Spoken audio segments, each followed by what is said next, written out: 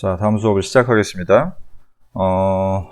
우리가 이제 지난 시간에 1910년도의 무단 통치에 대해서 배웠었고, 한국인들에게 아무것도 못하게 했었으며 굉장히 공포 분위기를 조성했었던 그런 통치 방식이라고 했었었는데, 그렇게 1910년도에 10년 정도를 지배를 하다 보니까 이제 한국인들이 안에서 쌓였었던 것들이 굉장히 많아서 폭발하게 됐던 사건이 바로 1919년도의 3.1운동입니다.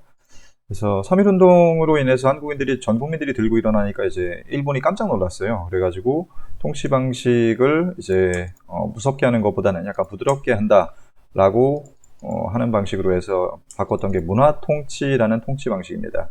20년대는 문화 통치 방식으로 해서 이런저런 여러 가지 정책들이 많이 바뀌게 되는데 오늘은 그 내용에 대해서 살펴보겠습니다.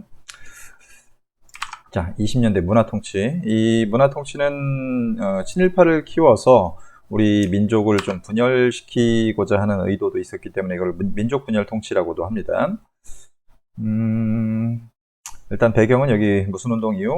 3.1운동 이후에 우리나라를 무섭게 통치하는 것에 한계가 있었다라고 인식을 했었고, 당시 그리고 세계 다른 미국이나 뭐 그런 나라들이 이제 일본을 좀 비판하는 그런 여론이 있었기 때문에 그런 것들을 의식해서 바꿉니다. 문화적으로 부드럽게 조선인들을 통치해 주겠다라고 말만 그렇게 한 거고 사실은 친일파들을 양성을 하고 특히 이제 좀 잘 나갔었던 사람들을 적극적으로 포섭을 합니다. 아무 이제 유명하지도 않은 사람들을 친일파로 포섭을 해봤자 한국인들한테는 큰 영향이 없었어요.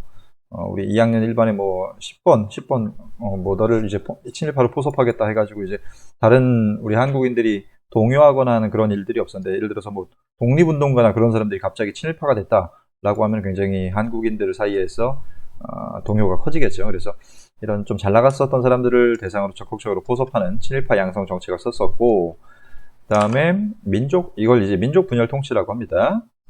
그래서 친일파와 그 이외의 한국인들로 나눠서 한국인들을 약간 분열시켜서 통치하는 그런 통치 방식이라고 생각을 하면 됩니다.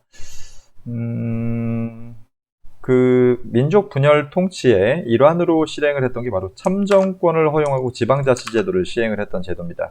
우리 1910년도에는 언론, 출판, 집회, 결사의 자유도 없었고, 그 다음에 한국인들이 이제 일제강점기에 관청에서 등용되는 사례도 많이 없었습니다. 그런데 이때부터는 관리를 할 수 있게 해주거나 아니면은 지방자치제도, 그러니까 지방의 국회의원들을 선발한다라고 해가지고 한국인들을 좀 민주적으로 대해줄게라고 하면서 한국인들을 대우해주는 척하면서 친일파를 양성을 합니다. 친일파들을 굉장히 많이 양성을 합니다.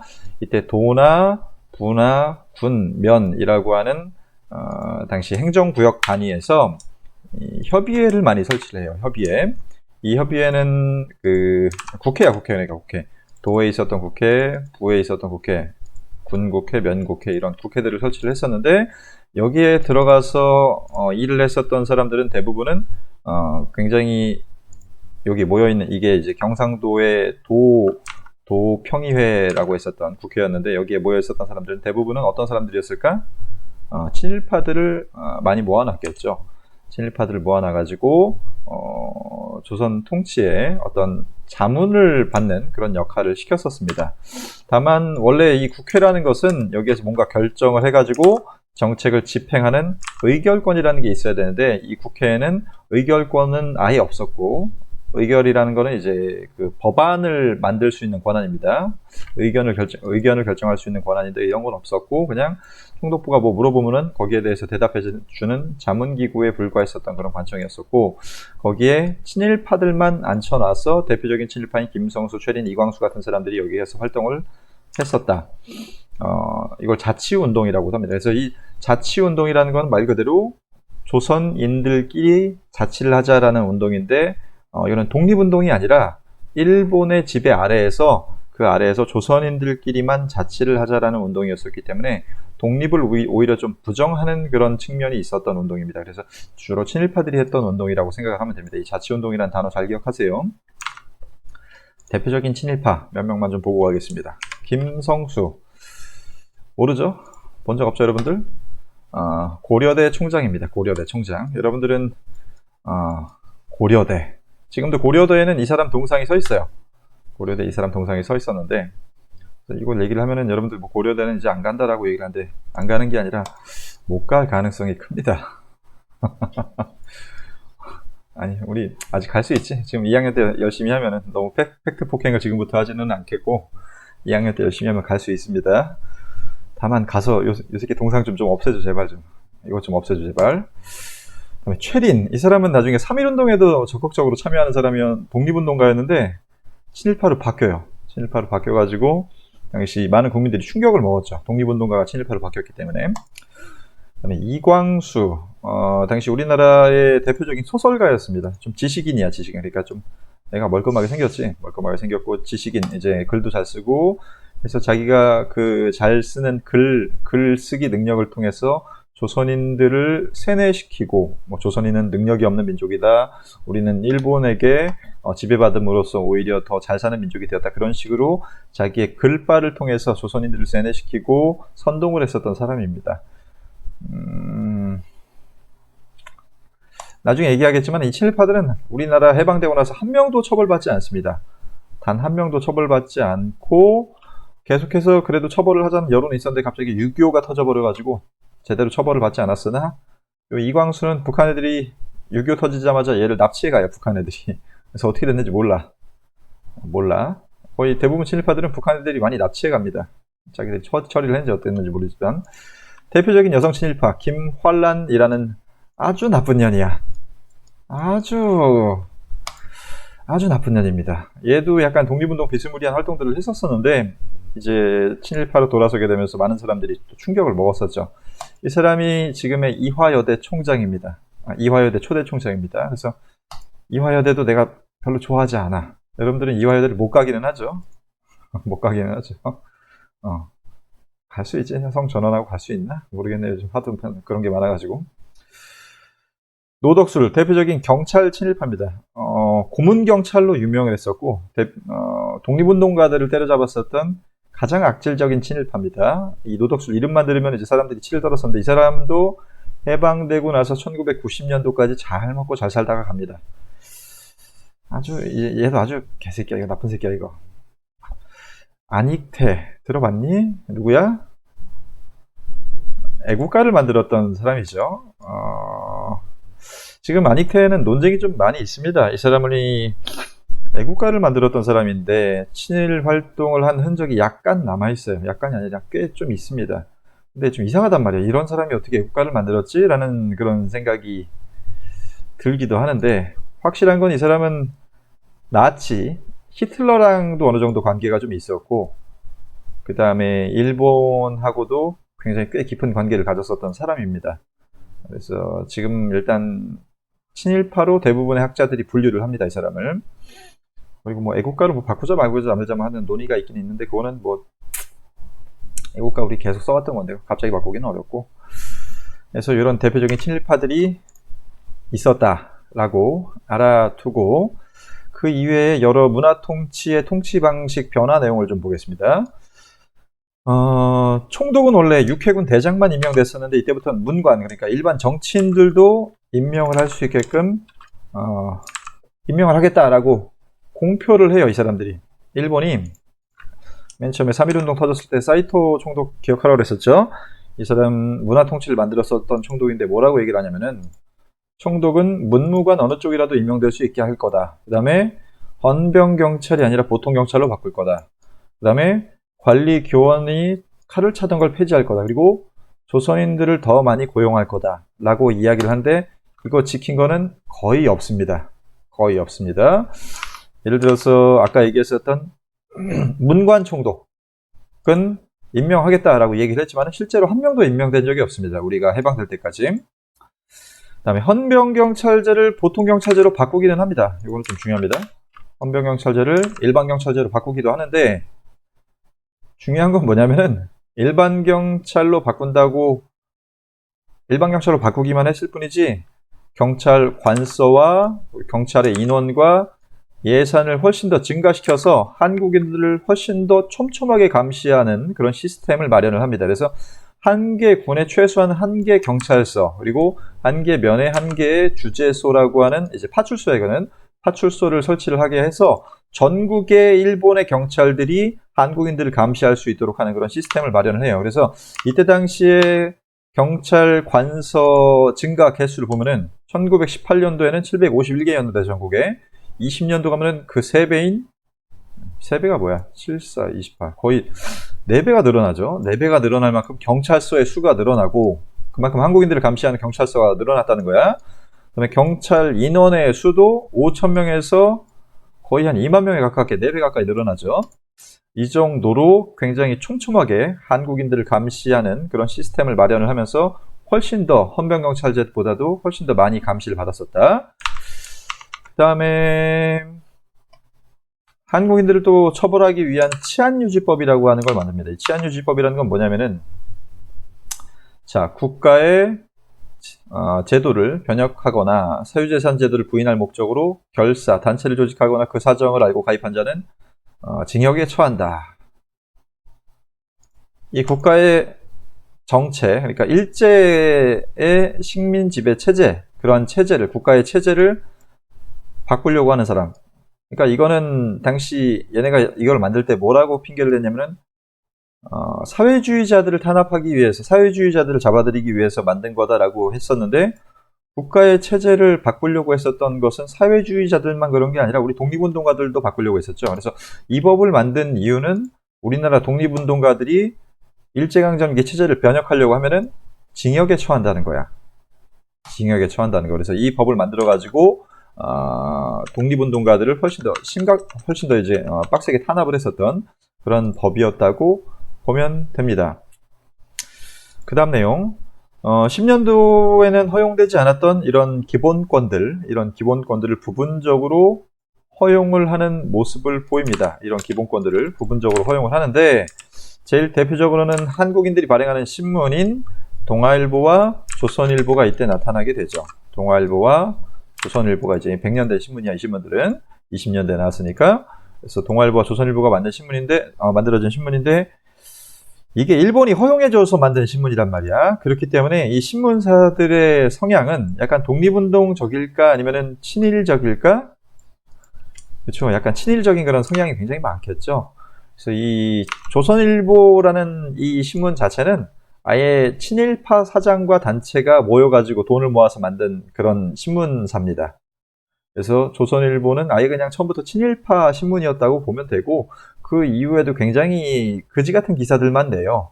근데 지금 이제 얘네가 현재 우리나라 신문 발행 부수 1위입니다. 얘네가. 나는 별로 조선일보를 좋아하지 않습니다. 별로가 아니라 아주 싫어합니다. 동아일보는 그래도 좀 독립운동가들이 왔다 갔다 했어요. 이 조선일보도 그렇고 동아일보도 그렇고 친일파들이 좀 많이 관여됐던 신문사긴 하지만 독립운동가들이 그래도 언론을 이용을 해서 좀 독립운동을 좀 고취시키고자 하는 그런 의도가 있었기 때문에 신문사들에서 일을 좀 하긴 했었어요. 특히 동아일보는 독립운동가들이 많이 있었던 신문사였는데 여기도 나중에는 결국은 친일적인 그런 모습으로 많이 바뀌게 됩니다. 신문사도. 동아일보, 조선일보를 좀 보면은 이게 동아일보 창간호. 동자는 읽을 줄 알겠네. 동아일보. 이거는 조선일보 창간호입니다. 조선일보 창간호인데 이 신문사들은 조선일보는 처음부터 완전히 친일적이었고 동아일보는 독립운동가들이 그래도 좀 활동을 했었는데 그 사람들이 많이 잘리고 그러면서 완전히 친일적인 신문사로 바뀌어서 특히 이제 일본을 비판하는 기사를 내면은 다 이렇게 삭제당했어요. 삭제당하거나 아니면은 좀 심한 경우에는 신문사가 폐쇄되거나 정간이라고 합니다. 발행이 이제 정지됐다는 겁니다. 간행이 정지됐다 하는 식으로 해서 일본이 하도 탄압을 하니까는 동아일보는 아주 나중에 대놓고 이제 일본 왕을 찬양하는 기사를 쓰거나 조선일보도 마찬가지로 천황폐하의 뭐야 이거 어폐덕 천황폐하의 엄청난 덕이라는 뜻이죠. 여기 뭐라고 썼나 여기는 일본 영하의 이건 뭐지? 어세년 천황폐하 어일상 뭐 이건 특별히 찬양하는 내용은 여기서 보이진 않네. 기사 내용을 자세히 봐야지. 어쨌든 일본 왕들을 굉장히 칭송하는 그런 기사들 그리고 일본의 식민 지배를 찬양하는 그런 기사들을 굉장히 많이 실습니다. 나중에는. 그래서 친일신문이야. 친일신문사들. 동아일보, 조선일보. 기자들이 좀 구성이 어떻게 변하느냐에 따라서 살짝 좀 독립운동도 하고 그러긴 했었는데 기본적으로 친일 신문사입니다. 이 두 신문사는. 자, 그래서 아까 얘기했던 내용 보면은 검열을 많이 했었는데 삭제, 압수, 정간, 폐간 같은 것들이 굉장히 비일비재했었다. 그래서 신문사들이 굉장히 제대로 역할을 못했었고 나중에는 결국 친일적인 그런 모습으로 바뀌게 됐었다. 그 다음에 20년대는 2차 조선교육령이라는 걸 발표합니다. 10년대에도 그 조선교육령이라는 게 있었죠. 10년도에 이 조선교육령에서는 한국인들을 일본어 교육만 가르치고 실업교육 위주로 해가지고 일본말을 잘 알아듣는 기술자로 키우려고 한다고 했었습니다. 20년대 2차 조선교육령에서는 조선인들을 좀 제대로 교육시키겠다라고 얘네가 얘기를 해요. 하지만 잘 지키지 않습니다. 특히 고등보통학교를 많이 만들고, 고등보통학교라는 건 이거는 이제 중고등학교입니다. 중고등학교를 만들고 특히 대학 설립을 하겠다. 한국에 대학교가 없었었어. 그래서 만들어달라 했는데 일본이 안 만들어줬었어. 한국인들이 똑똑해져봤자 안 좋으니까 얘네는. 그랬었는데 대학 설립을 가능하게 한다라고 했었는데 대학 만드는 걸 얘네가 계속 이제 못 만들게 합니다. 결국은 이제 나중에 우리가 만들려고 하는 운동을 하니까 얘네가 뒤늦게 만들어주긴 하는데 거의 안 만들어줘요. 거의 안 만들어주고 그 다음에 유상교육 이거는 뭐 별로 중요한 건 아니고 그리고 보통학교 그러니까 초등학교조차도 되게 부족했었고 중고등학교도 많이 안 만듭니다. 중고등학교도 많이 안 만들고 그래서 별로 그렇게 교육에 있어서 개선되는 모습이 없었다. 이것도 좀 같이 체크해 놉시다. 고등보통학교. 자, 여기까지가 문화통치의 중요한 내용들이고 이제부터 이제 20년대 어떤 식으로 우리나라 경제적인 것들을 뜯어갔는지에 대해서 살펴볼 건데 10년도에는 토지조사 사업으로 우리나라의 땅을 뺏어갔었죠. 그래서 일본이 식민통치를 하는 재정적인 그런 재정적인 수탈을 위해서 했었던 게 토지조사 사업이라고 하면은 20년대에 가면은 1차 세계대전을 계기로 해서 일본 내에 산업화가 진행이 되면서 다 이제 공장 그런 거, 공업 그런 것만 많이 하다 보니까 이제 농업 생산이 부족해지고 그러다 보니까 이제 식량이 부족해지는 문제가 생겨요, 일본에서. 그래서 일본의 식량 문제를 해결하기 위해서 우리나라 쌀을 뺏어갔었던 산미 증식 계획이라고 하는 걸 실시합니다. 이거 되게 중요합니다. 이 말 그대로 생산되는 미곡을 증산시켜서 일본으로 가져가겠다는 계획입니다. 한국에 쌀을 좀 많이 만들겠다는 거야, 한국인들의 쌀을 많이 만들어줘서 얘네도 많이 먹고 우리 일본도 많이 좀 가져가겠다. 얘네가 조금 약간 사가기는 사갔어요. 이 쌀을 돈 주고 사갔는데 당연히 제값 주고 사가진 않았겠죠. 그래서 한국의 쌀의 이제 그러니까 생산량을 증가시키겠다는 거죠. 그걸 추진을 하기 위해서 논도 많이 만들고 그다음에 품종, 이거는 일본식 쌀을 우리나라에 굉장히 많이 가지고 옵니다. 일본 품종의 쌀을 우리나라에 가지고 와서 굉장히 많이 심어 놓습니다.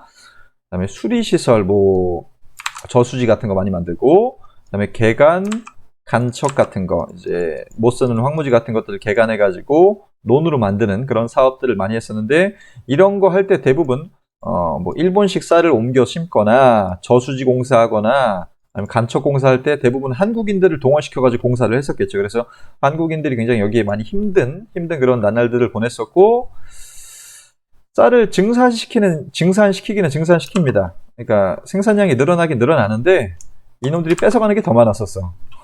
가져가는 게 더 많았었어.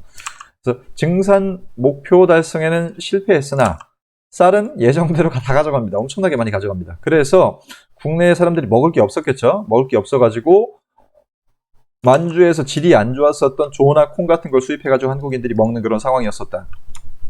당시 상황을 좀 그래프로 나타내는 게 있는데, 빨간 게 일본인들의 쌀 소비량인데 일본인들의 쌀 소비량은 그렇게 기복이 없어.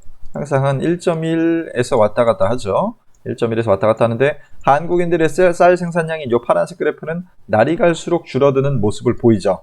그래서 굉장히 많이 한국인들의 쌀을 수탈을 해갔었다라고 생각을 하면 되고, 특히 이런 수리시설을 짓거나 아니면 간척 사업을 하는 이런 비용들 혹은 노동력을 우리 한국 농민들에게 부담하게 합니다. 한국 농민들이 이런 돈이나 아니면 노동력 같은 것들을 부담하게 하면서 결국은 이중적으로 수탈을 받는 그런 모습이 보이죠. 그러니까 쌀도 빼앗기고 노동력도 빼앗기고 여기 수리시설, 저수지 만드는 비용도 빼앗기고 하는 그런 2중, 3중의 수탈 구조가 완성이 되면서 굉장히 이때 몰락하는 농민들이 많아져가지고 결과적으로 삼미증식 계획의 가장 최종적인 결과는 우리나라의 소작농들이 증가한다. 그러니까 돈도 뺏기고 쌀도 뺏기고 노동력도 뺏기고 하니까는 집안이 망해가는 거야. 집안이 망해가서 집에 그나마 가지고 있었던 재산도 갖다 팔고 논도 갖다 팔고 하다 보니까는 자기 땅으로 농사 지을 만한 논이 남아나질 않게 돼요. 그래가지고 전부 다 소작농으로 변해서 이 사람들이 이제 해외로 도망가거나 도시 빈민화되거나 해서 굉장히 좀 궁핍하게 생활하는 모습이 나타나게 됩니다. 그리고 이때 20년대부터 이제 농민들이 못 살게 되니까는 이때부터 투쟁을 하기 시작하죠. 파업하거나 아니면 몰려가서 이제 소작률을 낮춰달라고 하거나 하는 식으로 해서 농민들이 저항을 하기 시작합니다. 20년대부터는. 그거는 나중에 다시 배울 거고. 그 다음에 이제 산업 분야에서 일본이 어떤 식으로 우리나라 통치 방식을 약간 바꿔는지 봅시다. 10년도에는 모든 게 다 허가제였었죠. 일본이 허가를 해줘야지만 회사도 만들고 은행도 만들고 물고기도 잡을 수 있었고 했었는데, 이때부터는 허가를 해주지 않아도 일본이 허가를 해주지 않고 그냥 신고만 해도 우리나라 회사를 설립할 수 있게 해줬었는데, 이렇게 해도 당시 일본 회사가 굉장히 규모가 크고 자본력이 강했었기 때문에 한국 회사랑 붙어도 일본 회사가 크지 우리나라 회사가 크지는 못했단 말이야. 그래서 이 허가제도라는 거는 일본인들도 10년도에는 회사를 만들 때 허가해주세요 라고 이제 총독부에다 얘기를 했어야 됐었어요. 그래서 요것조차도 귀찮으니까는 신고제도로 바꿔가지고 회사령이 거의 이제 완전히 폐지가 됐었다라고 생각을 하면 됩니다. 회사 설립이 허가제에서 신고제로 바뀌었었다. 다시 설명을 하면 내가 좀 말이 꼬여가지고 다시 설명을 하면은 10년도에는 회사를 설립할 때 일본인이든 한국인이든 허가해 주세요 라고 총독부에 요청하면은 일본인 것만 허가해주고 한국인 건 허가를 해주지 않았었어. 왜냐면 1910년도에는 일본 회사들이 그렇게 큰 회사들이 많이 없어서 한국인들이랑 붙으면은 확실하게 이길 자신은 없었단 말이야. 그래가지고 일본 회사만 이제 전폭적으로 지원을 해줬던 게 허가제였었는데, 20년대가 되면은 일본 회사들이 굉장히 자본이 커지고 해서 한국 회사들이랑 붙어도 질만한 그런 상황이 아니어서 오히려 이거 허가해달라고 문서를 내는 게 오히려 더 좀 귀찮은 그런 상황이었단 말이야. 허가를 받는 게. 그래서 신고제도로 바꾼 다음에 그냥 경쟁을 하게 해서 한국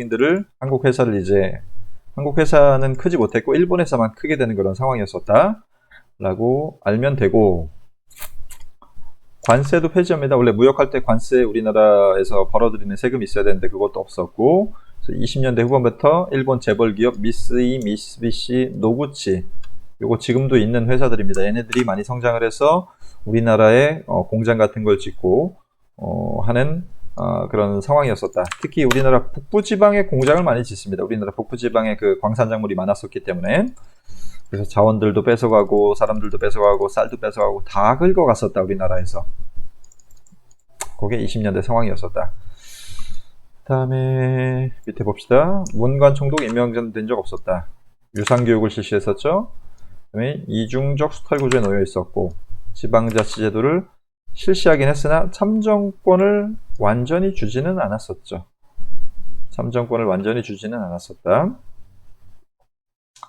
그 다음에 친일파 양성은 민족분열 통치, 회사령은 신고제도로 바꾸고, 신문 발행은 검열이 너무 강했고, 보통경찰제는 인원 비용이 증가했었다.